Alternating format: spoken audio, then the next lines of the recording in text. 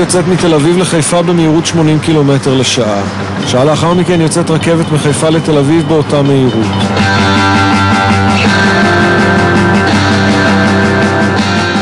זוכרים את בעיות התנועה מבית הספר? שוב ושוב יצאו הרכבות זו לקראת זו, ותמיד אגב בין חיפה לתל אביב. ושני ברזים מילאו בריכה, ואז עוד רכבות. מתישהו הן ייפגשו, לא ברור לגמרי מתי ולא בטוח איפה. צריך לחשב את זה, ואנחנו, ככה מראים המבחנים הבינלאומיים, ממש גרועים במתמטיקה. אנחנו באמת גרועים במתמטיקה? כן. מספיק ללכת לבית ספר, לחטיבת ביניים, בשביל לראות מה קורה שם. הילדים פשוט לא מבינים שברים, בוא נגיד.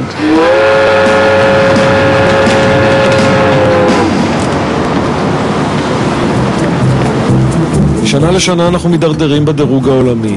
ההייטק שלנו מצוין, אבל הילדים שלנו הם האחרונים בעולם המערבי. האחרונים. תניחו לרגע בצד תירוצים כמו זה שהתלמידים לא מתאמצים במבחני פיזה כי לא מקבלים עליהם ציון. הילדים שלנו פשוט לא יודעים חשבון. 3/4 מילדי ישראל לא ידעו לענות על השאלה כמה זה 5 מיניות מ-240, שזאת השאלה הכי אלמנטרית בשברים שאפשר לשאול. אם אתה שואל אותי למה הילדים לא יודעים חשבון בארץ, אני חושב שזה מאותה סיבה שהם לא יודעים לקרוא, והסיבה היא שהם לא לומדים. פשוט לא לומדים בארץ. הלכנו על פרופסור רון אהרוני מהטכניון בגלל שהוא כתב לא מזמן ספר למבוגרים על מתמטיקה לילדים. הוא גם לימד 7 שנים חשבון בבית ספר יסודי. פשוט לא לומדים בארץ, הוא אומר. אין יכולת ריכוז מינימלית, אין תרבות שיחה, דיון והקשבה בכיתה. במקום זה, יש דפי עבודה. המורות של ימינו כבר לא רגילות ללמד. כשאני מנסה להגיד למורה, בואי, תנהלי שיעור שלם של שיחה, היא אומרת, לא לימדו אותי ככה, לימדו אותי במכללה ללמד 5 דקות. זה מה שקורה כיום. מורה אמורה לעשות מה שנקרא הקנייה. הקנייה זה לקחת איזה נושא, לעבור עליו חפלפ, ואחר כך ישר לתרגילים. הספר היסודי הוא תקופה קריטית מבחינת החינוך המתמטי. כאן כדאי לא לעשות שגיאות. בתיכון גורלנו המתמטי כבר נחרץ. מי שהגיע לחטיבת הביניים בלי שליטה בשברים, אחר את הרכבת. רוב הסיכויים ששיעורי המתמטיקה יהפכו בשבילו לסיוט. הרבה פעמים הסיוט מתחיל בסביבות כיתה ד' בגלל החילוק הארוך, ואחר כך באמת בה' בגלל השברים שהם באמת נושאים קשים. דוקטור מיכאל קורן חייב להיות האיש שיודע בדיוק למה אנחנו גרועים במתמטיקה. בגלל שבמשך 25 שנה דוקטור קורן היה המפמ"ר, המפקח המרכז של לימודי המתמטיקה, כלומר זה שאחראי על כל מה שקורה בהוראת המקצוע. לפני 5 שנים הוא שילם בכיסאו את מחיר ההידרדרות של התלמידים. לא כל אחת שגמרה ללמוד צריכה ללמד גם מתמטיקה. הנחלת מתמטיקה היא מקצוע בפני עצמו. כן, יכולה להיות מורה שעושה גם וגם, אבל יש מורות שעדיף לתלמידים שהן לא תלמדנו אותם את המתמטיקה. דוקטור קטרין סופה הגענו בגלל שמפיקת התוכנית הזאת זכרה אותה כמורה שלימדה מתמטיקה עם ניצוץ בעיניים. מורה כמו פעם, כזאת שלא ויתרה על שום תלמיד. במתמטיקה צריך להשקיע וצריך לעבוד, והתלמידים קצת התרגלו. הכל קצת אינסטנט, הם רגילים אינטרנט, טק, טק, טק, הכל מהר. ומתמטיקה זה מקצוע מיושן. זה שפה שאתה צריך ללמוד אותה, אתה צריך לשבת, אתה צריך סבלנות. 30 שנה היא לימדה מתמטיקה ופיזיקה עד שיצאה לפנסיה והלכה להשלים את הדוקטורט. בבית ספר יסודי חייבים לקחת מתמטיקאים, לא מורה כללית או מורה כללי, אלא ממש מתמטיקאי, עם הכשרה מתאימה כמובן לגיל הזה, כי רק מתמטיקאי יכול לקלוט ולהבין חשיבה קצת מקורית של ילד.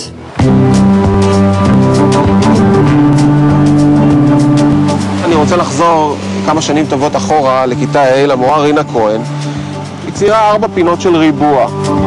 היוונים הקדמונים, כשהם לא היו עסוקים בלהחריב לנו את בית המקדש ולשפוך לנו את השמן, היו טרודים מאוד בשאלת אורך האלכסון ביחס לצלע המרובע. ואז רינה כהן מציירת על הלוח עוד ריבוע גדול, ולידי יושב ידידי דוד בן נון, ופתאום הוא אומר לרינה כהן, רגע, הריבוע הזה גדול פי 2. ואנחנו עמדנו נדהמים, על מה הוא מדבר? זה היה יכול להיקרא משפט דוד בן נון מכיתה ה' אלמלא פיתגורס גילה אותו קודם לפני 3,000 שנה. תומר ספינר, שישב ליד דוד בן נון בכיתה, מלמד היום חשיבה מתמטית ומתגעגע לימים שבהם ההבנה באה במקום תרגול אינסופי. לבוא ולזרוק תובנה כזאת ללא שום הקדמה, פשוט לרשום a בריבוע ועוד b בריבוע שווה c בריבוע, זה לא פייר. זה בטח לא פייר כלפי התלמידים החלשים שאתה לא יודע מה רוצים מהם, וזה לא פחות לא פייר כלפי התלמידים היותר מבריקים שהיו יכולים לגלות לבד, כמו שאותו דוד גילה את התגלית הזאת.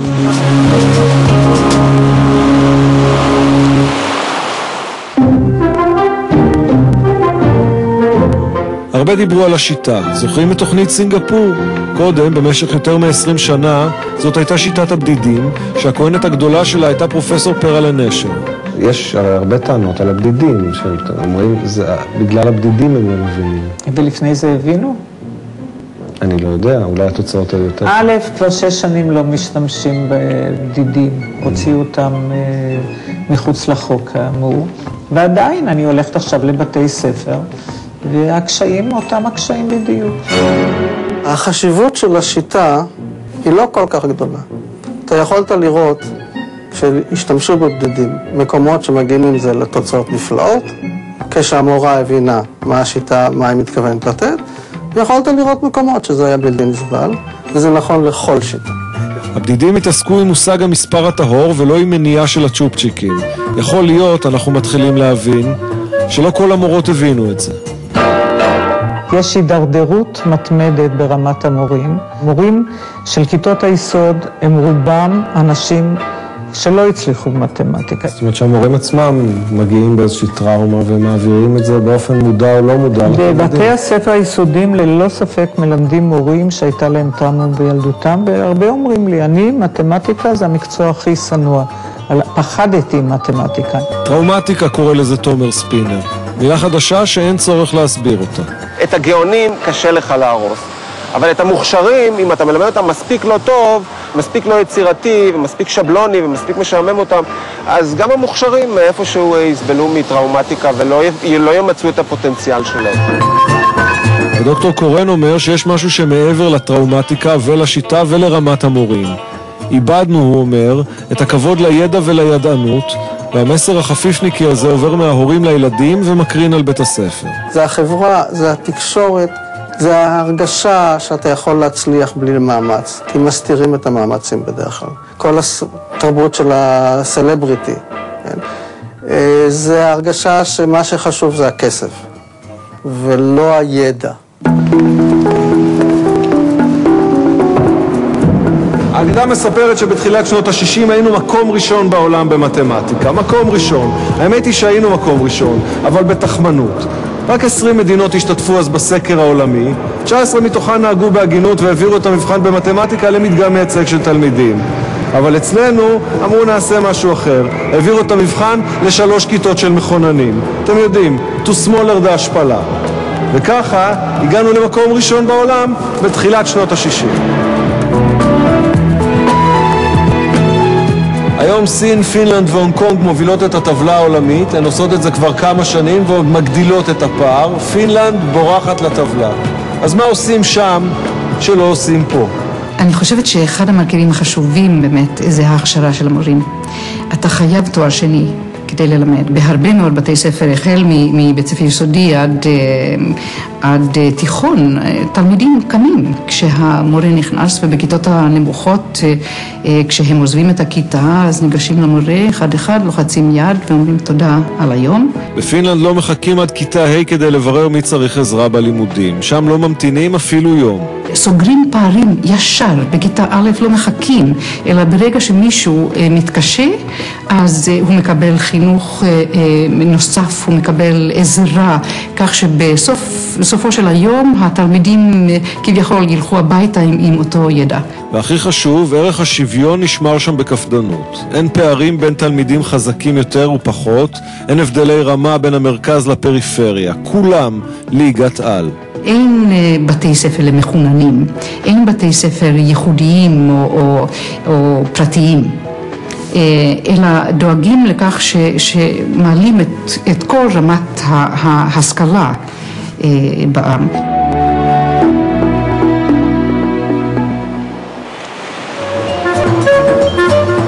מה עתיד? מה האופק? תמיד נשאר גרועים במתמטיקה? אני מסתכלים על האופק המתמטי, הוא לא נראה כל כך ורוד. חסר כרגע שביל הזהב בין שינון לבין הבנה, כי בעצם כשמלמדים הבנה בגיל מספיק מוקדם, זה גם חוסך הרבה שינון. בעצם מי שצריך ללמד מתמטיקה, מי שיודע מתמטיקה, נמצא היום בכל פיתוחי ההייטק. מה שאת אומרת בעצם זה שיותר קל ללמד מתמטיקאי להיות מורה, מאשר ללמד מורה מתמטיקה. ללא ספק. אני לא פסימי בכלל, אני חושב שעדיין אפשר לעשות משהו בשיטות נכונות.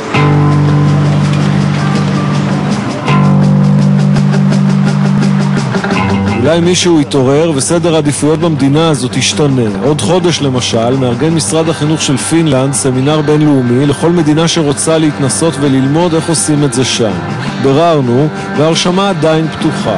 תראו באיזה המלצה, סעו להלסינקי. אולי עוד לא הכרנו את הרכבת.